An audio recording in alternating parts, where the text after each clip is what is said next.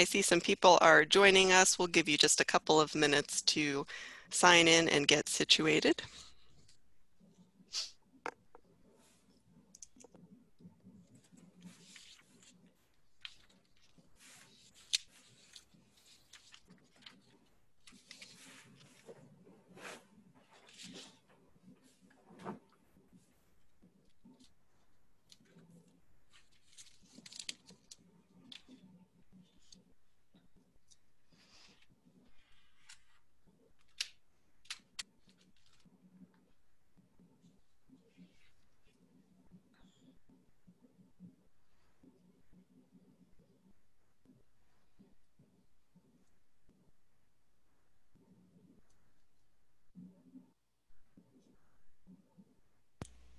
Welcome. If you just joined us, we're just giving it a few more seconds. I still see those attendee numbers going up, so we want everyone has a chance to log on and get squared away, and then we will get things rolling.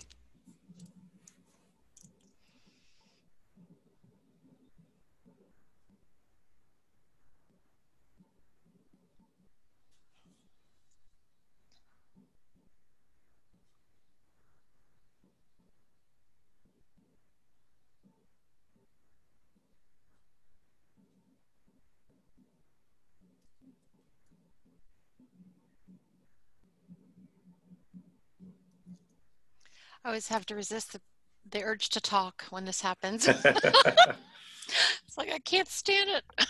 We need hold music. I know, we do. We should have that, right?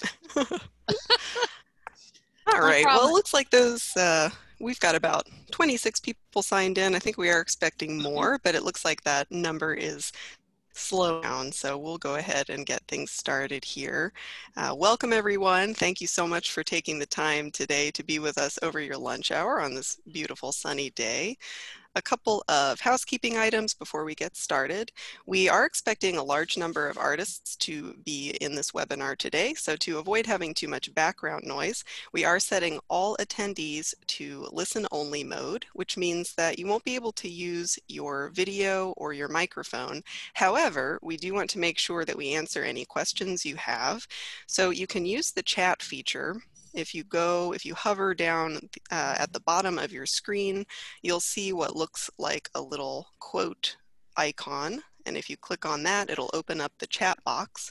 And you can send messages to myself and our other panelists here today.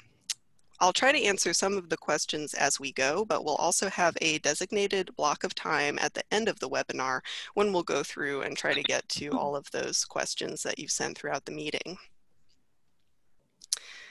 Okay, well, to start things off, I'm going to hand things over to CultureWorks Executive Director, Lisa Hansen. Hello, everybody. We are so pleased that you all have joined us today to learn about the Artist Opportunity Grant. We're thrilled to yet again this year partner with Montgomery County Arts and Cultural District to offer this grant. And you know, we've all been going through a very uncertain time, and I know that our staff just finds the opportunity to help to administer dollars that are going to keep our community creative and keep our artists dreaming and creating is just truly the joy for us right now. And I believe that what you're doing and what you are creating is going to bring joy to our community. And that's really the whole purpose of these dollars to be reinvested into the community.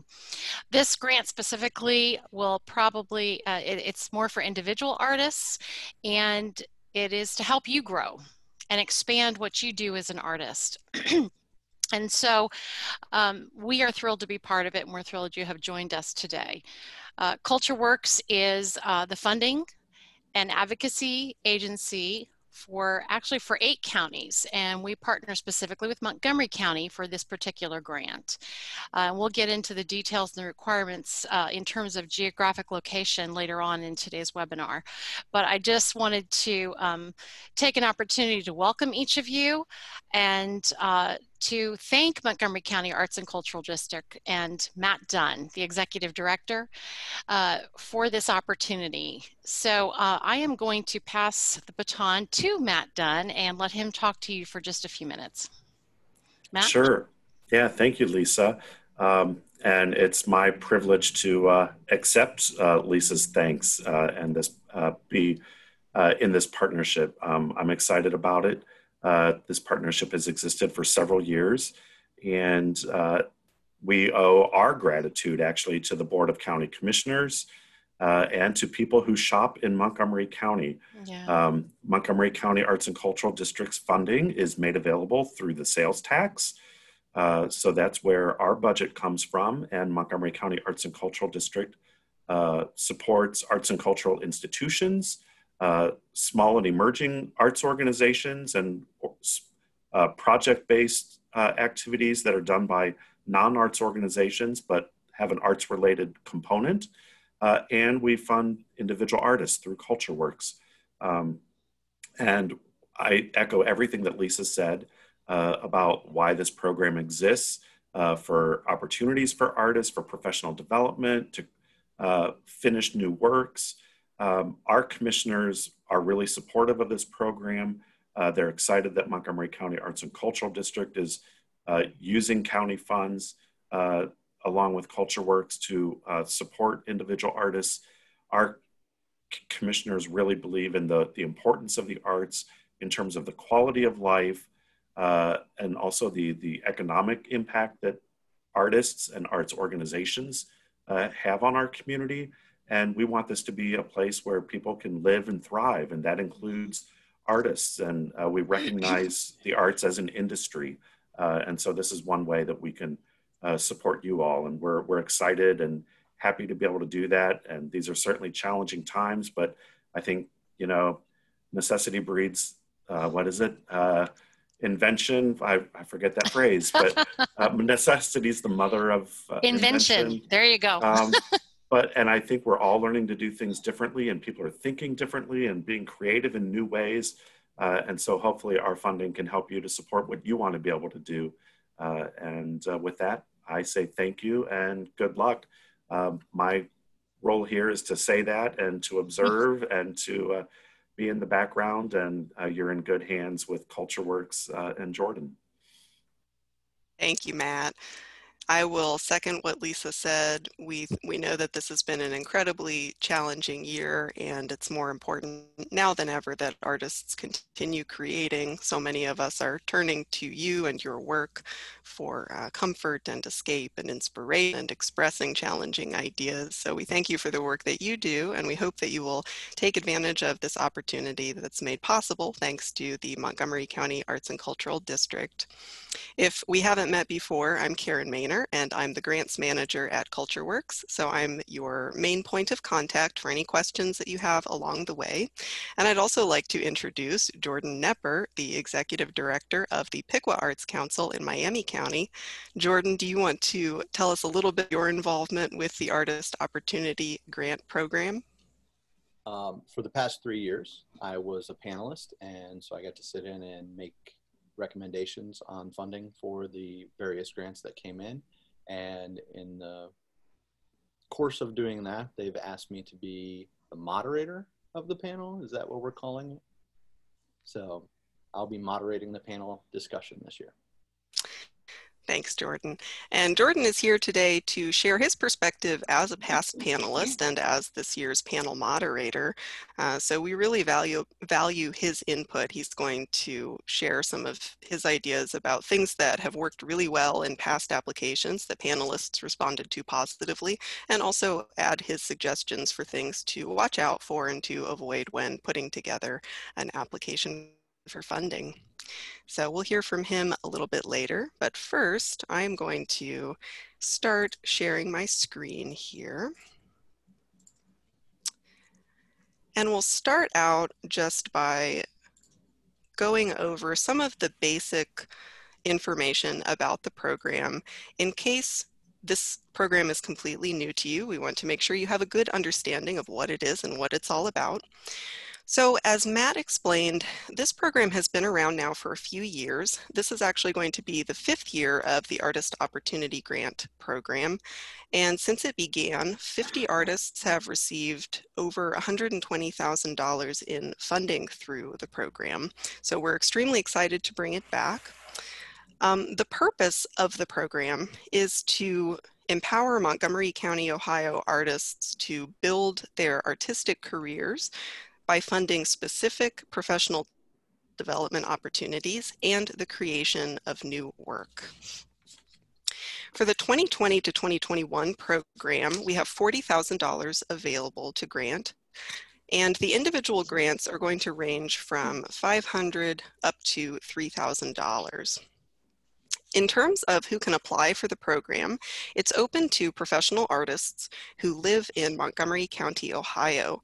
Again, because the grant funds for this program do come from those sales tax revenues from Montgomery County residents, we want to make sure that we are in turn supporting Montgomery County artists through that program.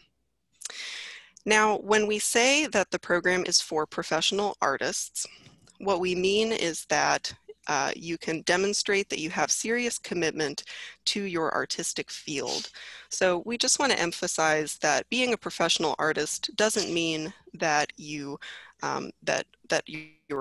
artistic practice is your sole source of revenue. We know that many artists are also teaching and doing other kinds of work. Don't feel like you have to demonstrate that art is the only thing that you do. However, you do want to demonstrate that you have a body of work and that you have invested in developing your skills and growth as an artist. So some ways that you might do that could be through your history of publication and exhibition, or maybe you have traditional education in your field, whether that was a BFA or an MFA or some other kind of artistic training. If you're a self-taught artist, you might demonstrate that you're heavily involved in your artistic field by membership in an artist's guild or by participating in events with other artists in your discipline. But we also want to emphasize that this grant program is open to artists in all stages of their careers, and that does include emerging artists. So you shouldn't feel like you have to demonstrate having decades of experience in order to qualify, just that you show that you take your work as an artist seriously. Additionally, you do need to be 18 years or older, and also not a student, and that includes being enrolled in a degree or graduate program. While this grant is not open to young people under the age of 18, and it's also not open to students, we do have a scholarship program through CultureWorks called the Leonard P. Roberts Scholarship. So if you or someone you know falls into one of those categories, there are still opportunities for funding, and I'd be happy to talk with you more about that if you'd like to reach out after the meeting, and I can share more information about how to apply for one of those scholarships. So what do we mean when we talk about opportunities? When we're talking about the kinds of projects and opportunities that you can apply for funding for this program, we're talking about projects that are going to, again, lead to some kind of professional growth or advancement in your career as an artist. And the project or opportunity should be something that is unique, meaning that it's something that you haven't done before. It shouldn't be a repeat of a past project or opportunity. It should also be something that is imminent, and that just means that it's going to happen in the near future. For opportunities like participation in a residency or a workshop, that's usually pretty clear-cut because those have set start and end dates. But for self-created opportunities, such as creating a new body of work, imminent might mean that it makes a lot of sense for you as an artist to be completing this project at this point in your career. So you just want to make sure that the project can be complete between January 1st and December 31st of 2021. And you also want to make sure that it's something that can be funded somewhere in the range of that $500 to $3,000 budget range. If you have a project that's going to cost more than $3,000, you can still apply for funding through this program, but you'll need to explain in your application and in your supporting budget documentation how you plan to cover the additional expenses over the $3,000 that the grant is going to fund. And we'll talk a little bit more about that later on once we get to the different application components. So some examples of ineligible activities, things that you can't apply for funding for, would be things like ongoing work or supplies. Again, this is a program that is for specific and timely projects and opportunities, so it isn't going to be funding for things like day-to-day expenses, whether those are living expenses or studio rent, things that are a part of your usual work as an artist. It also can't be a repeat of something that you've done in the past. And related to that ongoing work idea, it also can't be used for equipment that costs more than $500. So for example, computers, photography equipment, those kinds of items are typically things that artists are going to use over the course of their entire career. So they're not really project specific or time sensitive investments.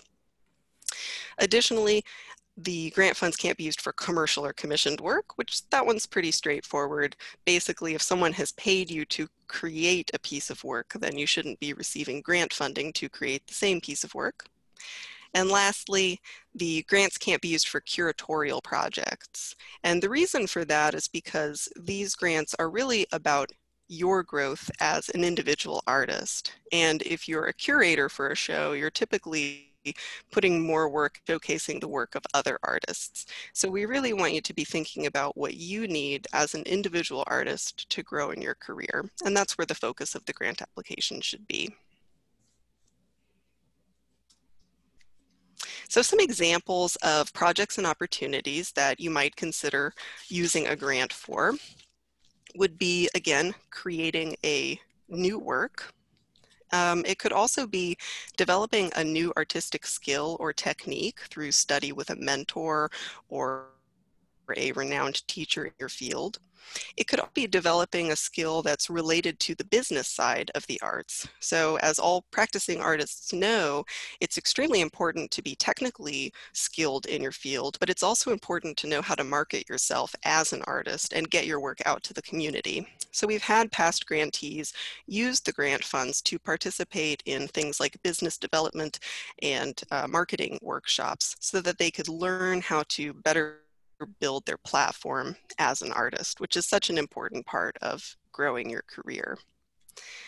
And other examples would be things like the opportunity to exhibit or to audition for a theatrical role or for a position with a dance company. Kinds of opportunities that are going to be significant leaps in your career, but that might have costs associated with them that you can't otherwise cover. Those are excellent ways to use the grant funds. Now, I will note that, as we all know, 2020 has been a very challenging year, and we know that a lot of in-person events like conferences and workshops might be on hold right now. You might not know whether those kinds of opportunities are going to take place in 2021. So two things about that. One is just remembering that you can also be using this for creating new work. So think about, even if you're not going to be traveling to a conference internationally or on the other side of the country, what are the things that in your studio or in your home you want to be creating in the next year? And how can you shape that into a project to receive funding for?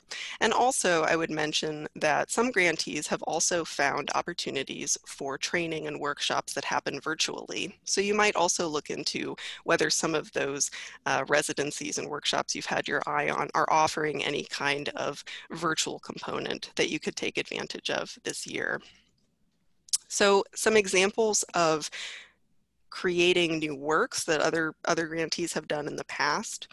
A couple of years ago, George Drake received an Artist Opportunity Grant to produce a new podcast called Fifth and Ludlow. One of the most recent grantees was Caitlin Cartwright, who you might have seen some buzz about. She's a local visual artist, and she received grant funds to create a new series of paintings that was reflecting on all of the events in Dayton in the summer of 2019. And so again, this was, continuing her work as a painter, but she really focused in on a specific project and series of work that she wanted to create in a designated time. And she applied for funding for the supplies necessary to create those paintings. And then another great example is Jocelyn Green, who has been a longtime dancer with the Dayton Ballet. And a couple of years ago, she received funding to make her debut as a choreographer. And she explained in her application that many dancers' careers are relatively short because of the physical demands of dance and performance. And so for many dancers, once they reach the point where they're ready to sort of retire from the stage, they'll often transition into focusing on choreography. And so for her, the opportunity was to make that jump into the next stage of her professional career in dance. So those are just some examples to keep in mind that might give you some ideas for what you could do. You have lists of all of the past grantees on our website, cultureworks.org. So you can go to the apply for funding page and click on artist grants and get to a section where you can see everyone who's received a grant and what their past projects were if you'd like more ideas. All right, in a moment we're going to talk about the different application components, but before we get there, this is just a broad overview of the program process. So as you know, we are accepting applications now, and the deadline to apply is Friday, October 9th. Applications are completed online, and there is a link on our website that I'll show you at the very end of the webinar. But what happens after you submit your application is CultureWorks staff and the Montgomery County Arts and Cultural District staff do an initial review of all applications for funding to make sure that the applications meet the basic eligibility requirements. So really, we're just looking to make sure that you've specified a project, you're a Montgomery County resident, all of those just very basic requirements. We don't do any kind of evaluation of the applications because we leave that to an independent panel. So starting in mid-October and going through mid-November, we have a group of individuals called our grant panel who are all experts in the arts, whether they themselves are practicing artists or they're arts administrators, and they review each application and they score them using a set of evaluation criteria that we've developed. They score and review all of the applications independently for about a month. And then in mid-November, we bring them all together and they have a group meeting called the Public Grant Panel Meeting where they discuss the applications one at a time. And at that meeting, it's valuable for the panelists because they have an opportunity to hear each other's perspectives. And sometimes panelists will hear something in that discussion that makes them think about an application in a new way. And they have an opportunity to adjust their scores if necessary. But it's also an invaluable opportunity for you as an applicant because that meeting is public. This year it will be held virtually, so you'll be able to sign in similar to how this webinar is working. And you can hear the discussion of your application and get specific feedback from a group of arts field experts talking about what worked really well in your application and where they saw areas for improvement. Now, if we get a really large number of applications, what we might do is look at the scores from the panelists that they do independently, and the applications with the lowest initial scores might not proceed to that public panel meeting. But again, that depends on the number of applications we receive. And we do communicate with you in advance so that you'll know whether your application is going to be discussed at the public meeting.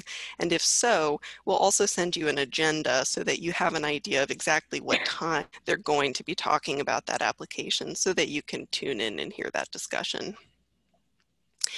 At the panel meeting, once they've discussed each of the applications one at a time, they'll move into a closed session where they'll have their final discussion to make their funding recommendations. And in that closed session, they look at a list of all of the applicants ranked from highest average score to lowest average score. They consider how many of the applications they can fund with the $40,000 available, and then they make their decisions in order of highest to lowest average score of who is going to receive funding. And we will then invite the public back in so that you'll know that day whether the panel has selected you for an Artist Opportunity Grant. If you're selected for a grant, then in January of 2021, you will receive your funding distributed by check. And then you'll have until the end of the year to complete that project, spend the funds, and then submit a final report about your project, just to tell us how the project went, and whether you had to make any changes along the way. You'll submit an updated budget sheet and all of that good stuff so that we know that the project is all wrapped up.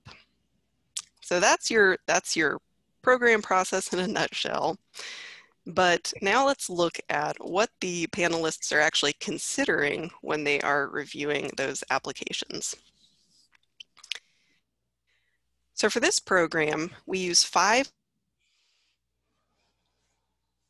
scoring criteria. First is going to be artistic merit, and this is where the panelists are considering the quality and the vision of the applicant's work. So they're going to look at who you are as an artist. They'll consider work samples and artist resume to evaluate your strengths as an artist. Then they'll consider the potential impact of the project on you as an individual. So it's very important, again, to explain in the project why this opportunity is important to your career and what it's going to do for your advancement. They'll consider the quality of the proposed project. So how detailed were you in explaining what the project is? And do you have a well thought out timeline? Have you researched the different components?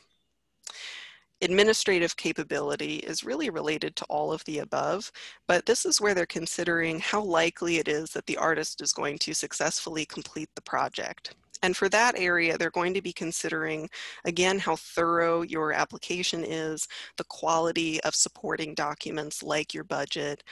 Basically, you just want to build their confidence that you've done your homework and you have a great plan in place. And lastly, they consider the public benefit of the project or opportunity. And this is important because, again, it's a publicly funded program. So we want to make sure that anytime we're using the community's tax dollars, that we are engaging the community in the projects that we're creating with that funding. But we want to make sure that artists are not intimidated by the public benefit component. It doesn't mean that you have to come up with a huge event that's going to draw thousands of people. It just means that you're going to find a way to engage the community with your project. So that could be something like creating a virtual exhibition or video series to share your work and talk a bit about, educate the public about the process of creating that work. It could be providing something like an online training or workshop for other artists in your field where you're going to share what you learned through the process of doing that project. And again, because of everything that's going on right now, the public benefit component can be achieved virtually. So again, we know it's difficult to plan for things like in-person gatherings and events, so consider ways that you could use the internet to get your work out there to the public.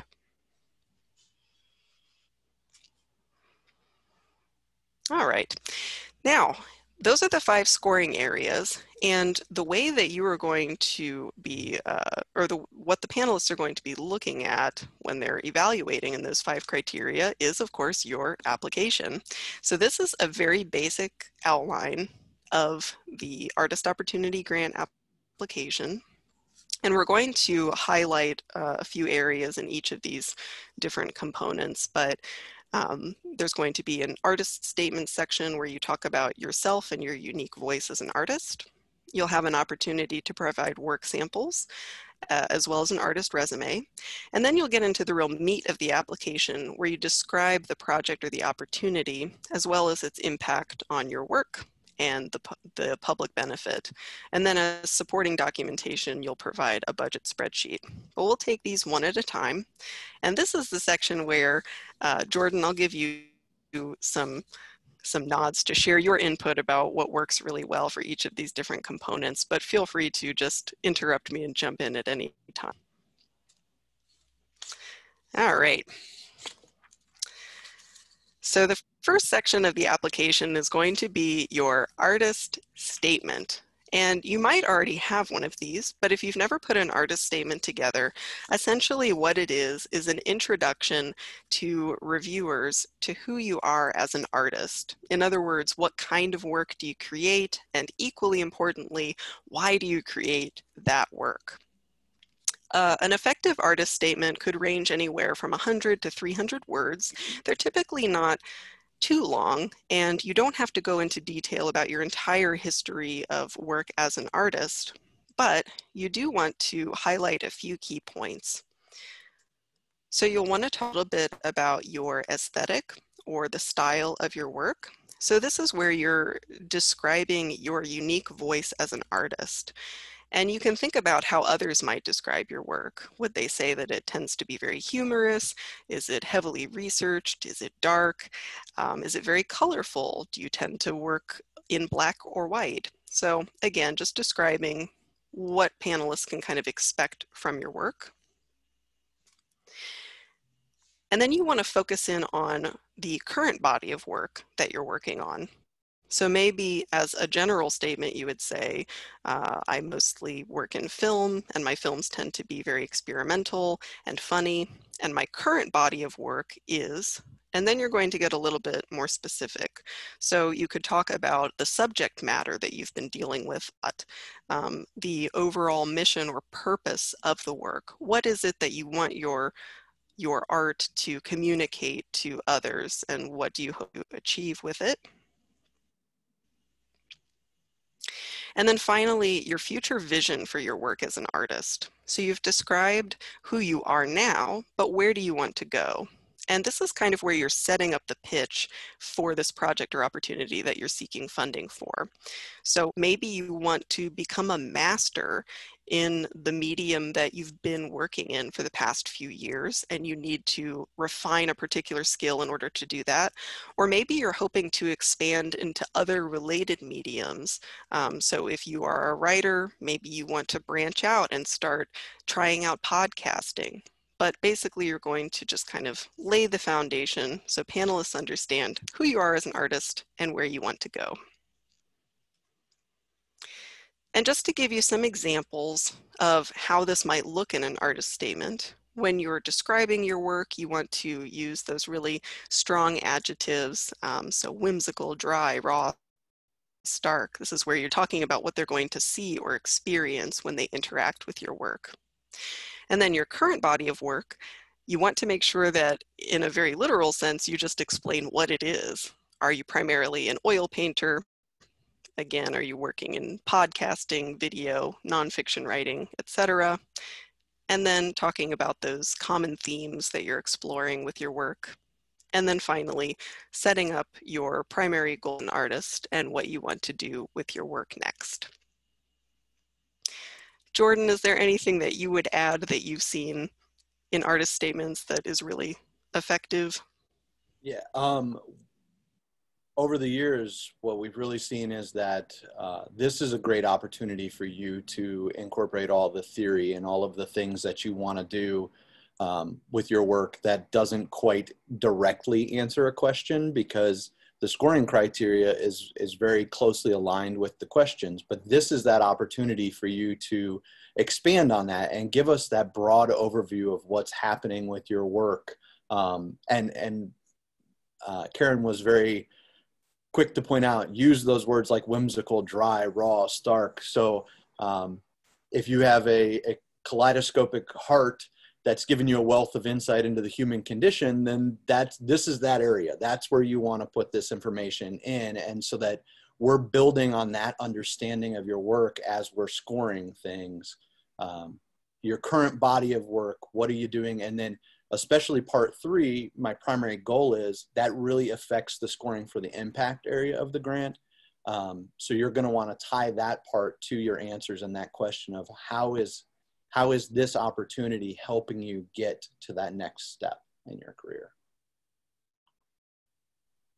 Thank you, Jordan. So you don't only have to describe your work using words, you also are going to have the opportunity to build off of that by providing work samples with the application. Now, if you're scribbling down notes or anything during this presentation, I do want to mention that a lot of this information is also on our website. I'll make sure to show you where that is so you can find all of it.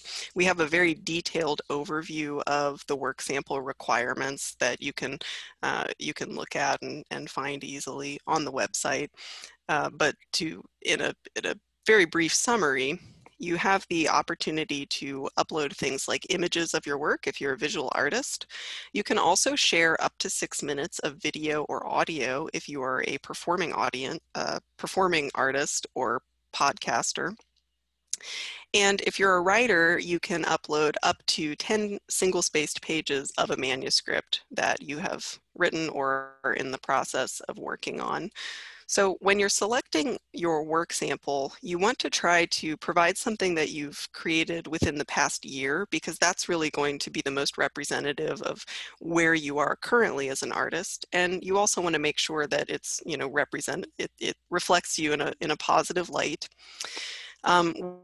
We prefer that it be a recent work sample. However, if you can make the argument that you have an older work sample that's more closely related to the project that you want to pursue, then that's allowable as well. So again, there are some more details about those work samples and how they work on our website.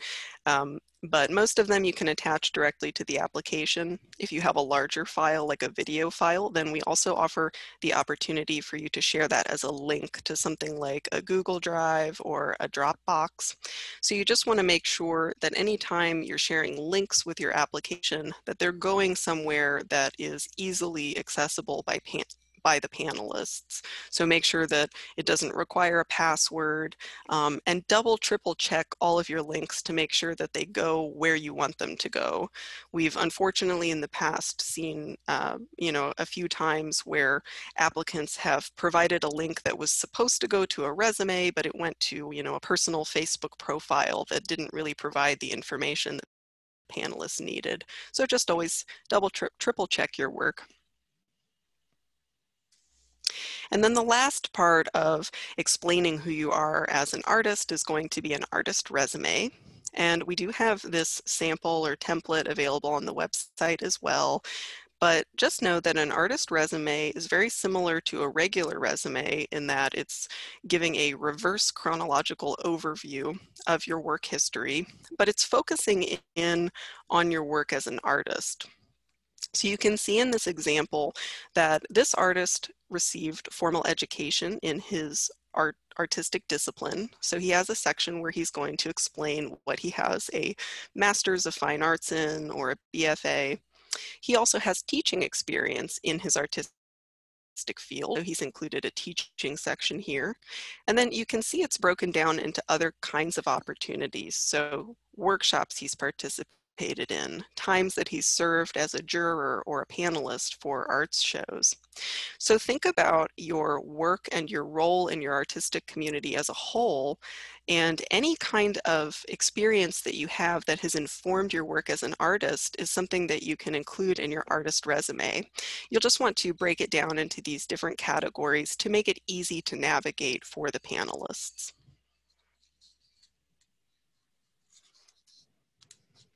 Okay. I'm going to jump in. Yes. So the artistic merit portion of your application, a lot of that will come back to your resume. So I have seen panelists every year look at this area to establish that scoring for your artistic merit. Do you have a background? That's not to say if you're an emerging artist that's not okay. They keep that and they take that into consideration. But they definitely, if you have an exhibition history, even if it's not solo shows, they want to see that. If you are a performing artist, they want to see things that you've participated in. They want to know, because then they're going to take that artistic merit And that's going to help determine the capability portion of it as well. So this is definitely an area where you want to take your time and build that artist resume and make sure that it's very nice, because it plays into 2 of the scoring criteria. That's an excellent point, especially if, as Jordan said, if you have experience doing a type of project that is that requires the same skills as the project that you're pursuing funding for, then you definitely want to mention that, because if the panelists see, oh, they've done this or something like this before, they can totally achieve this project, then that's definitely going to work in your favor. Now, when you get into the real meat of the application, you get to your description of the opportunity. And we give you a pretty sizable word count to, to use for this part. But the main points that you want to make sure that you cover in this sort of essay section are going to be, what is the opportunity? And be very specific about it, including when and where it's going to happen, as well as who is involved. And that could mean other artists that you might be collaborating with. If you're studying with a mentor or an expert in your field, you'll want to not only name them, but also explain what their qualifications are to be providing this educational opportunity.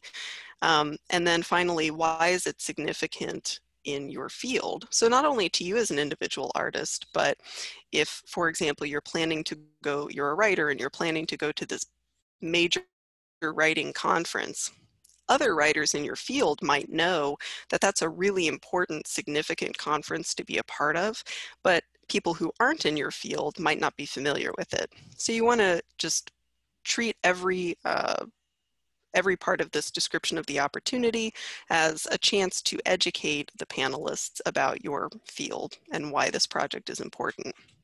So some things that you do and do not want to do: you don't want to overextend in the description of the opportunity. And what we mean by that is that you should really be using that artist statement section to talk about your voice as an artist and a little bit about your history as an artist, so that your project description can be laser focused on the project and opportunity that you're going to complete. And you also, again, don't want to assume that the reviewers are familiar with your discipline. We do try to make sure that every grant panel has a wide variety of artistic disciplines represented, but there's a chance that there might not be a panelist from your field on the panel. And even if there is, they might not be familiar with the specific workshop or conference or thing that you want to do. So you want to, again, be educating them as you go. And finally, you want to avoid generalizing and be as specific as possible. And this really ties into that administrative capability portion. The more specific you are about the project timeline and really laying out all of those different benchmarks. In January, I'm going to do this. In February, I'm going to do this. The more specific you are, the more that panelists are going to feel confident that you've done your research and you're well prepared to make this project happen. So I have a friend who would like to apply for this grant, and they're interested in recording an album. They want to work with a specific music producer. Assume I know nothing about that music producer. Give me their background and why. And you can even use that as a way to create that opportunity. This person's so good that they have almost no time to be able to work with people, but they're going to work with me during this time period. So that creates your opportunity, but also when you give me their background and tell me why they're so good, that helps you in your quality portion of your grant application. We had another artist in a previous year that wanted to go to a fantasy art convention, and no panelist had ever heard of the convention, but they provided resumes and links to the conference so we could see who those artists were that they were going to be learning from. And that was a way for us to establish the quality of that opportunity for them. And it's very helpful, as Jordan said, you can include links in your project narrative. We ask that you don't include a ton of links, because then that's, you know, it's a lot of information for panelists to process, but it is a good idea if you're going to be doing something like a mentorship, you know, provide a link to that mentor's website so that panelists can easily see who it is that you're talking about and what their qualifications are. And it's also extremely helpful to have someone else read your grant application before you submit it. And not only look for things like potential typos and do, you know, basic editing, but also to ask you questions. So anytime someone, a panelist is looking at the application and you say, you know, I'm going to work with this studio producer, the panelists say, well, who is that person? So you want to make sure you answer it. So it's very helpful to, again, just get that outside perspective before you even submit your application so that you can be anticipating what kinds of questions people who work in other fields might have about your project or opportunity.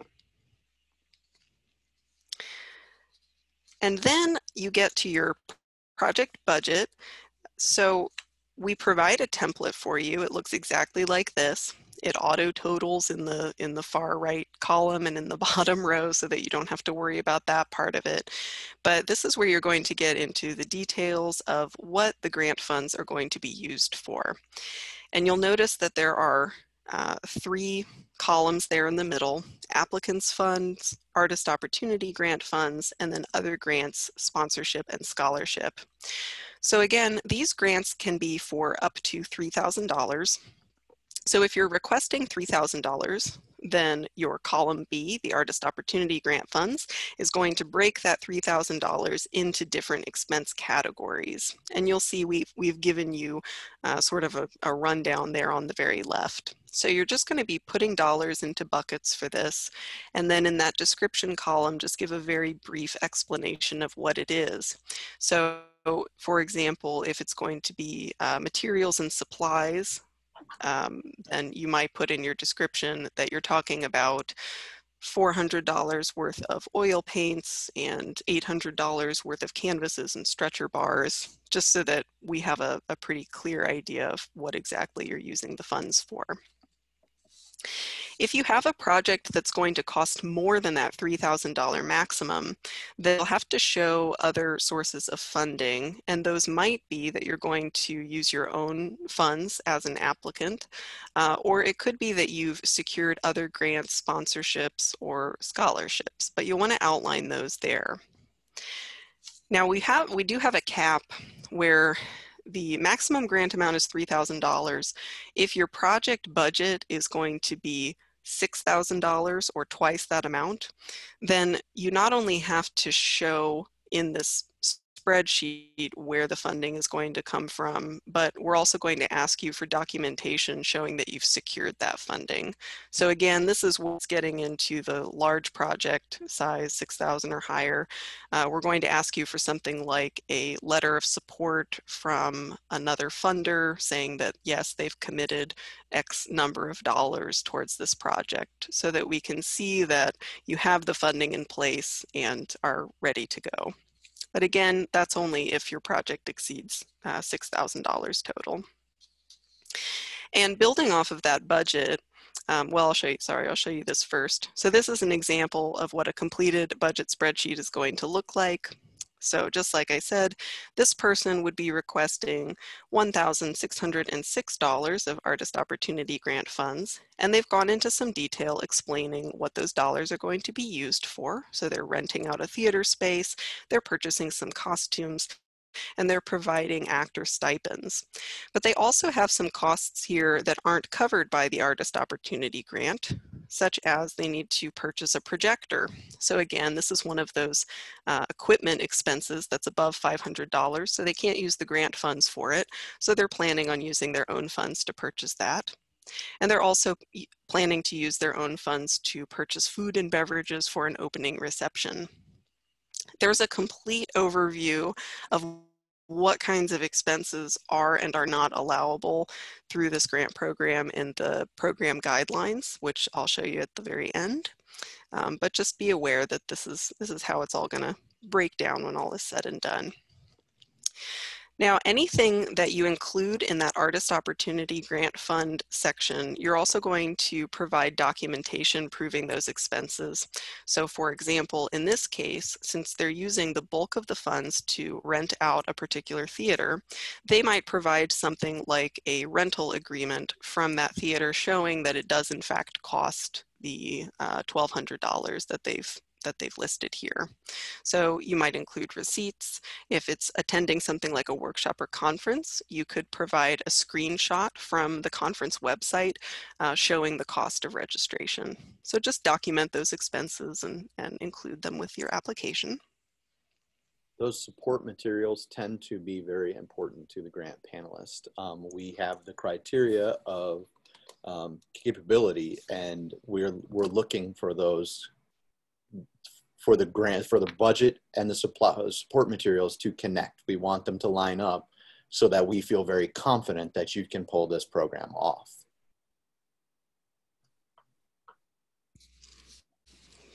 Very good.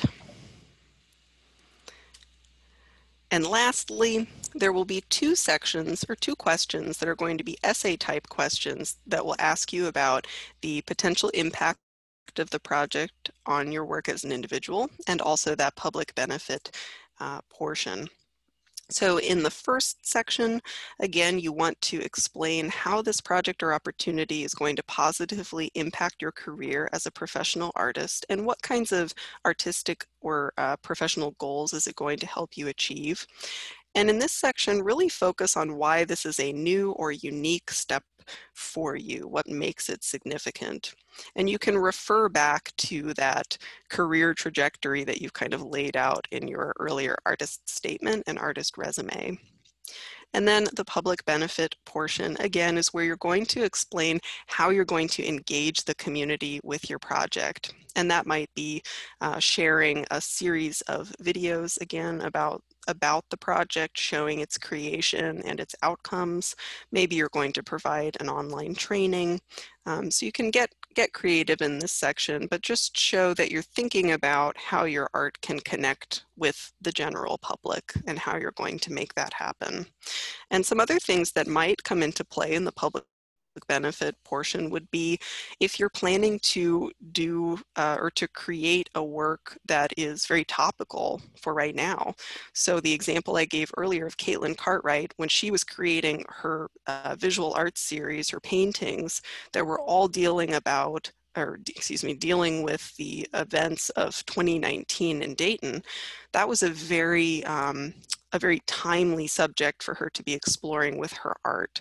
And she made the case that, you know, the public really needed that kind of art to help process everything that had happened. So that was a great way for her to provide public benefit, creating those pieces and then sharing them through a public exhibition with the community. And it could also mean that you as an artist have a perspective that is underrepresented in your field. So it's important for you, because of who you are, to be out there and creating art, because there aren't many other individuals like you represented in your artistic field. So some things to consider. Jordan, would you add anything to the impact or benefit sections? Yeah, so the impact portion of it, I mentioned my friend who wants to create an album. They may have already done that in their career.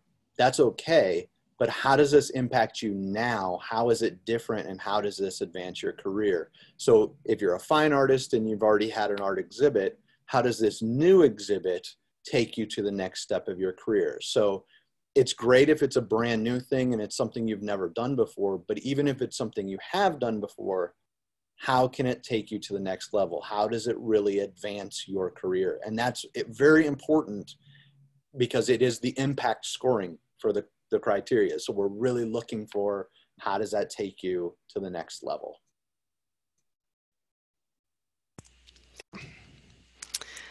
Okay, I am going to stop sharing, and we're all back. And we have just a few minutes here. We can run a little over. I know that many of you might be in the middle of your day, so if you need to hop off right at 1, you are of course welcome to do that. We will continue recording and we'll share a recording of this webinar on site within the next 48 hours. But for now, I'm going to look at the chat box here to see if we have any questions, so you can be thinking about that and sending those our way.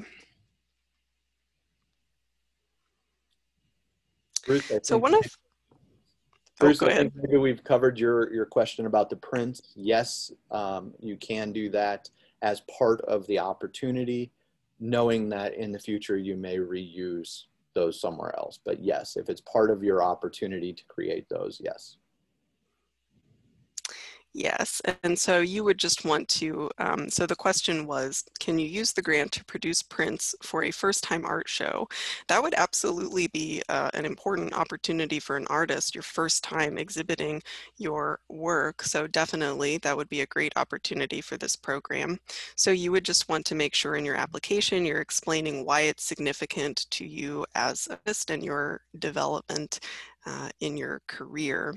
And then something that you also want to consider is if it's a self-created opportunity or if it's something that you've been invited to do. If it's something that you have been invited to do through an exhibition, then you'll want to make sure that you're explaining who that gallery is and why they're significant and give some information about their importance in your field. Let's see. We had a question about whether you can have your business within Montgomery County to qualify.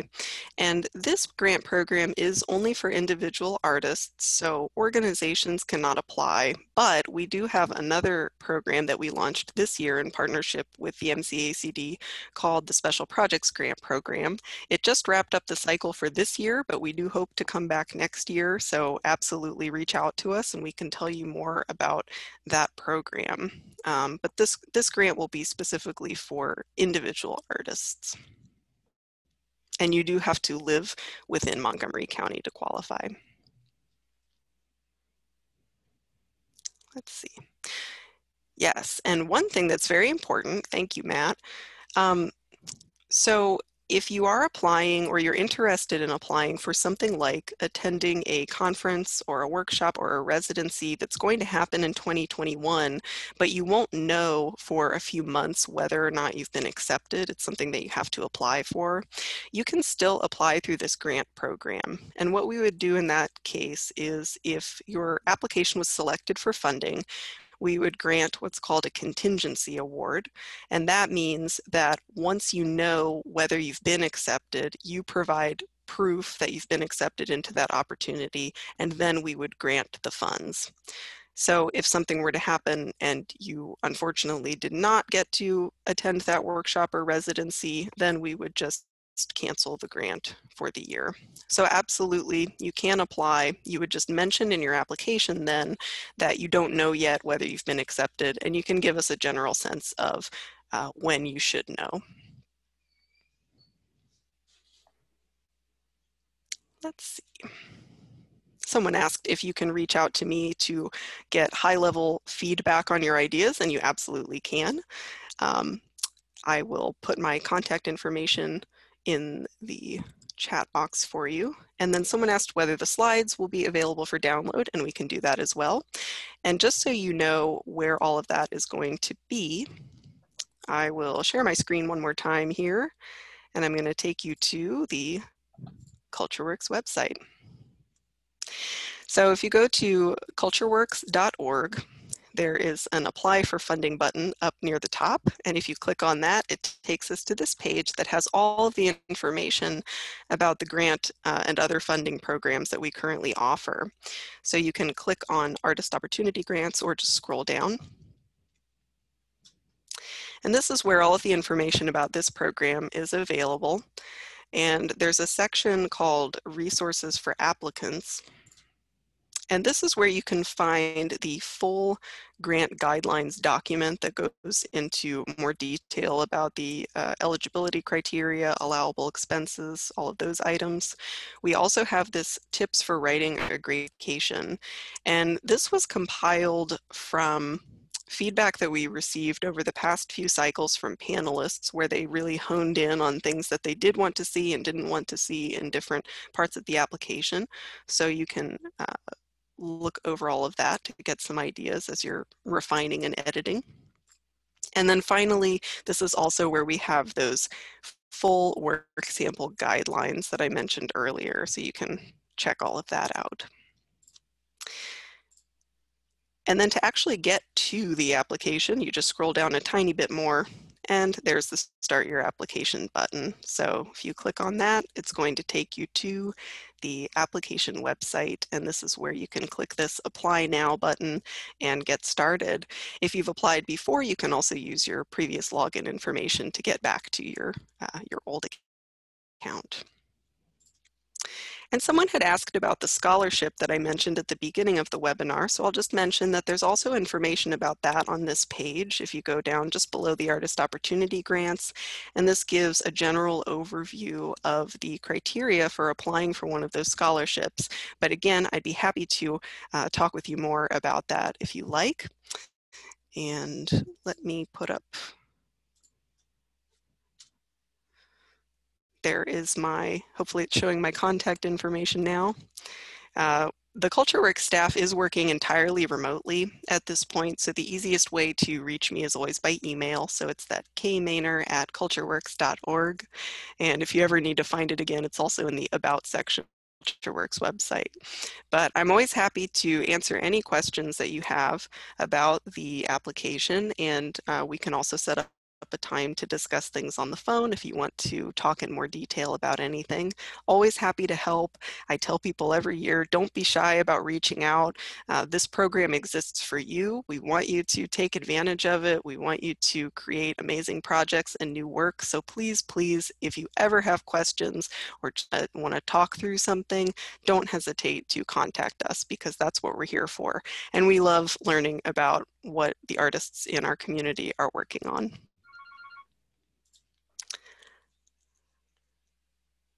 Okay. So at this point, again, we'll hang on for a couple of minutes, and I would say that if you have questions that are about your specific project, details about your project, you can reach out to me following the webinar by email, and we can talk in more specifics about that. But if you have questions for the general group about the project guidelines or anything discussed today, then please feel free to ask those. And otherwise, I'll ask if any of the other wonderful people that are on the screen right now have any closing thoughts that you'd like to share or things that you would like to add. I will just say thank you to Karen and Jordan. You did a fantastic job providing all of this information. I think each year we gain a little more insight that we can share with those thinking about applying to just make them amazing applications. Do not get shied away. Do not shy away from applying. If you've got a great idea, but you've never written a grant before, just seek a little help, get a second opinion, just have that second pair of eyes on it and submit it, because you will learn so much by going through the process, and hopefully you'll be funded. So do not be shy. But I do want to mention that CultureWorks is undergoing a move right now. So in some of our communication, you will see a post office box. We are still here. We have been working remotely since March due to COVID-19, and the building that we're currently located in through Friday really doesn't have a lot of traffic. It's primarily closed. And so we thought it was a good idea to just go ahead and continue to work remote. We have had plans to move into the arcade once it is ready, which we anticipate to be in January of 2021. So we will be working remotely over the next few months. All of our emails are the same. Our phone number will be the same, so you certainly can reach out that way.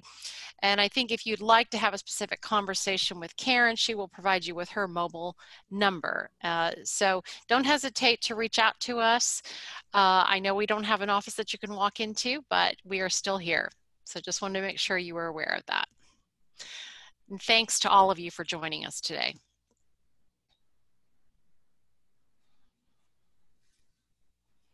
Thank you so much. Okay, well, I'm going to type a couple responses in the chat box. It looks like I have some follow-up to do with a few of you, but everyone who attended today, thank you so much for your time, and I look forward to seeing your applications come in this year. So we'll talk to you soon. Yep. Good luck, everyone. Bye. Bye.